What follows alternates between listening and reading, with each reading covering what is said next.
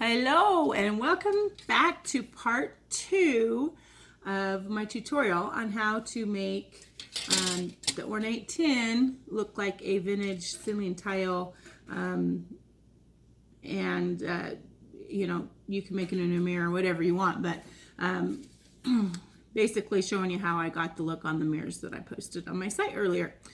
This is actually take 2 of part 2 because I made one a little bit ago and my camera kept shutting off, so we're gonna try this again. Thankfully I had another sheet that I could show you on.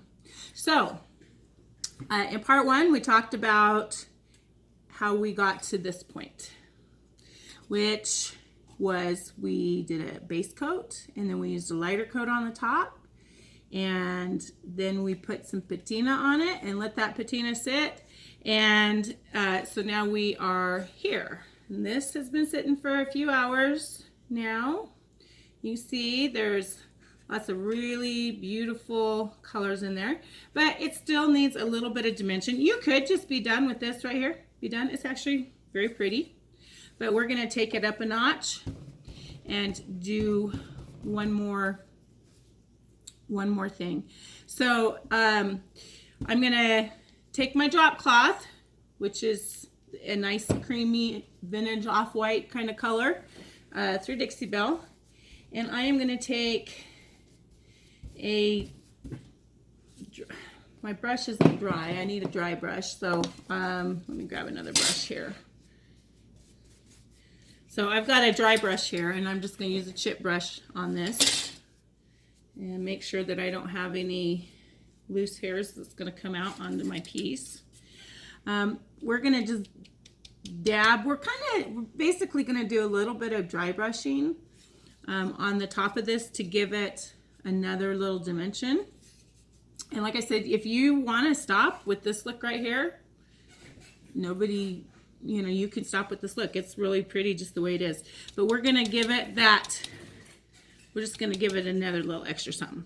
So basically, you take my little chip brush. There's a little tiny bit of drop cloth, which is an off-white. You could use another lighter color if you want, or even I haven't tried it with a darker color, but you know, it'd probably give you a really cool look too.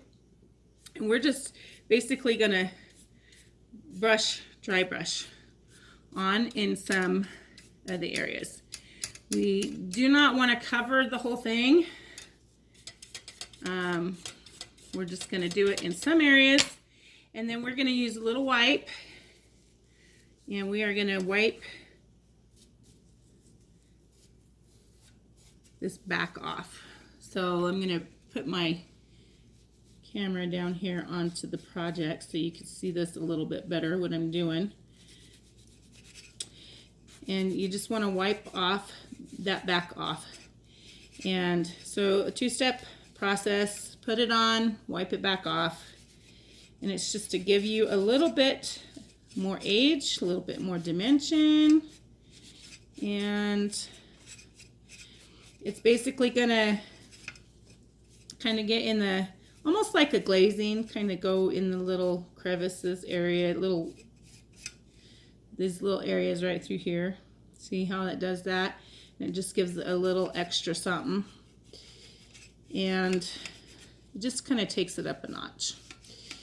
So I'm just going to keep on going over like this, taking a little bit off. I'm going to leave a little bit more on in some areas, take a little more off in some other areas. It just really depends on the look that you want to go for, up to how much of that you want on. So the biggest thing with this is keeping a pretty light hand. Because if you rub too much, you run the risk of going through all of those lovely layers that we spent all that time putting on there and having it wipe all the way through to the tin. If that does happen, it's not a big deal. Just go back over it and work it into the look. It's really not a big deal. So you can kind of see that? See how pretty that is coming out? It just kind of takes it to that next level. So that's it. That is all. I'm going to finish this up and finish putting the white on the top and wiping it off, and then I will post some finished pictures of it and get this up on my web page, my Facebook, and feel free to share it.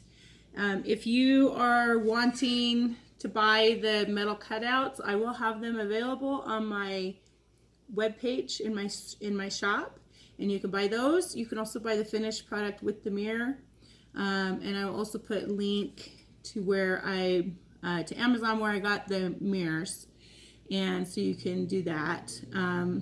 If you were wondering what mirrors I used and where I got them from.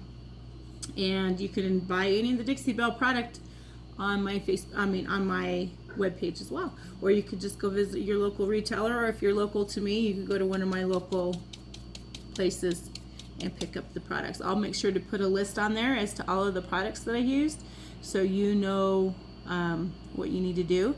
And I think this is pretty comprehensive as to all of the steps that I took between the two videos.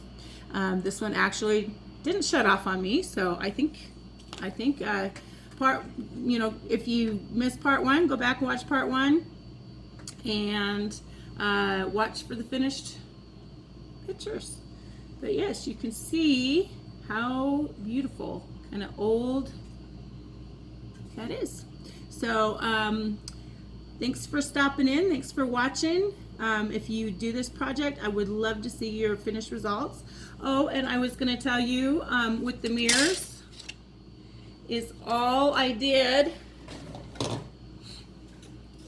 I have these round mirrors, and I just used a little of the E6000 and glued it on to the mirror and applied it onto the back side. And this is not very pretty, but I am finishing them off with and this needs to be dusted, it's been sitting, but finishing it off with a little bit of it's just the metal flashing that I cut to fit, and then I glued that on over the top of the mirror just to finish off the back side. And I will add a little hook so you can hang it on a wall. So the finished products will be available on my webpage as well. And if you have any questions, feel free to reach out to me. And thanks again for watching.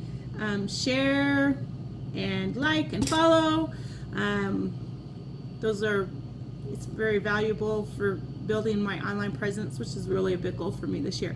So I appreciate all the love and support, and I hope you all have a fantastic evening. Thanks for stopping by. Bye.